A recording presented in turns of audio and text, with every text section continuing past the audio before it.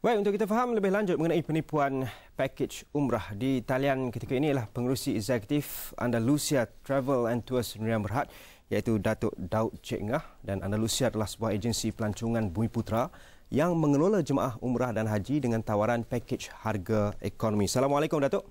Waalaikumsalam warahmatullahi wabarakatuh. Apa khabar? Alhamdulillah sihat kami di sini di studio ni, sihat-sihat belaka Datuk. Kita bercakap mengenai penipuan pakej umrah dan ada juga yang terpedaya. Mungkin Datuk boleh terangkan. Kita ingin faham kos sebenar pakej umrah jauh lebih tinggi daripada itu, dan bagaimana untuk masyarakat tidak keliru dan tidak tertipu. Ya, terima kasih. Sekali lagi Assalamualaikum warahmatullahi wabarakatuh. Sebenarnya kita rasa macam satu keadaan yang tak kena kepada umat Islam kita, khususnya orang Melayu lah.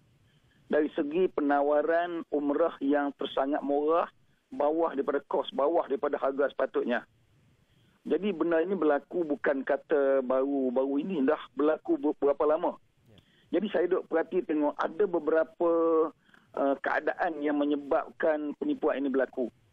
Pertama, individu yang pernah membawa orang pergi menunaikan haji dan umrah. Jadi mereka ini kadang-kadang tidak ada lesen.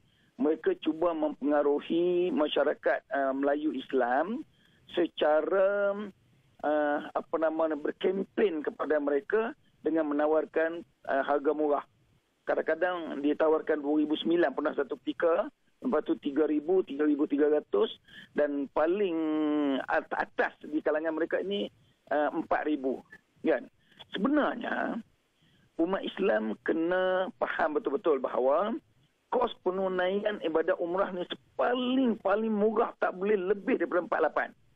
Kalau dibuat bawah daripada 48, artinya memang satu syarikat yang saya rasa tak kena di mana-mana. Okay. Sebabnya pertama, tambang penerbangan saja pun sudah melebihi 3,100, ada yang 3,400. Itu dah standard sangat dah tu. Yeah. Itu pertama. Kedua, belanja pengangkutan di sana dengan bas, kemudian belanja makan, hotel, takkanlah dengan kadar harga 800 boleh membiayai ke semua perbelanjaan yang 3 faktor tadi ni. Yeah. Faktor pengangkutan, lawatan, makan dan hotel, ada 3 faktor ke situ.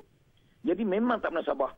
Pertama, kedua, ketiga, orang-orang yang berkepentingan ini, mereka kadang-kadang menggunakan orang alim. Orang alim ni kadang tak tahu apa. Maksudnya bukan kata semua alim tak tahu. Artinya mereka gunakan imam, pengajar-pengajar, ustaz-ustaz yang mengajar di kawasan tempatan yang terkenal, yang tahu kejujuran dia, kewarakan dia. Jadi mereka menggunakan orang ini, suruh pergi kutip ahli. Jadi untuk menyatakan kebenaran mereka hantar imam ni pergi dulu. Yeah. Jadi imam ni akan pergi mengutip banyak orang, dan imam ni juga, kalau kamu orang bawah dia, kalau kamu dapat kutip lagi banyak ini, kamu mungkin akan dapat pergi free. Jadi orang tu pun tertarik. Jadi sebenarnya ejen-ejen ini mereka mengutip duit dalam kelompok yang ramai orang, walaupun tawaran sedikit. Jadi orang suka untuk pergi dengan mereka sebab percaya kepada orang alim. Kemudian harga pula murah. Tetapi kita bayangkanlah, nak beli tiket pun tak cukup, jangan nak sewa hotel.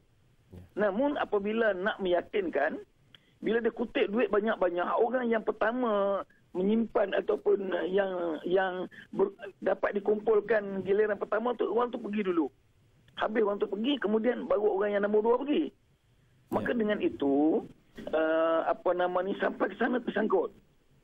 Dan yang ketiga pula, kita tengok agensi-agensi yang betul-betul jujur. Mereka ini pertama mengiklankan diri mereka dalam surat khabar. Kalau ada iklan dalam surat khabar, tulis dekat situ register ataupun nombor pendaftaran perniagaan, nombor pendaftaran lesen yang dikeluarkan oleh Kementerian Pelancongan. Ini baru betul. Baik. Tapi masyarakat kita ni dia tidak prihatin kepada orang tu betul ke tak betul. Asalkan ustaz ataupun dia percaya kepada individu tu, dia pun pergi. Individu pun kena main orang lain. Okey, Datuk. Berdasarkan kepada pengalaman Andalusia mengendalikan pakej umrah, pakej haji ini, apa nasihat Datuk, nasihat Andalusia kepada mereka bakal-bakal haji, bakal-bakal umrah agar tidak tertipu? Kerana kita ingin faham, harus juga memahami kos sebenar seperti mana yang Datuk katakan tadi, dan pada masa sama mungkin elemen lain yang perlu difahami oleh masyarakat tu, umumnya terutamanya kepada mereka bakal menunaikan umrah dan haji ini. Ya, terima kasih. Pertama begini, syarikat yang mampan atau syarikat yang benar-benar jujur ini, dia mempunyai lesen, dia ada mempunyai peraturan tertentu. Jadi peraturan itu diberitahu dengan jelas. Pertama, kedua, dia menyatakan peraturan ini melalui kursus-kursus umrah dan kursus haji dengan cara telus, dan namanya pun tersenarai di surat khabar ataupun di kalangan di tabung haji dan sebagainya.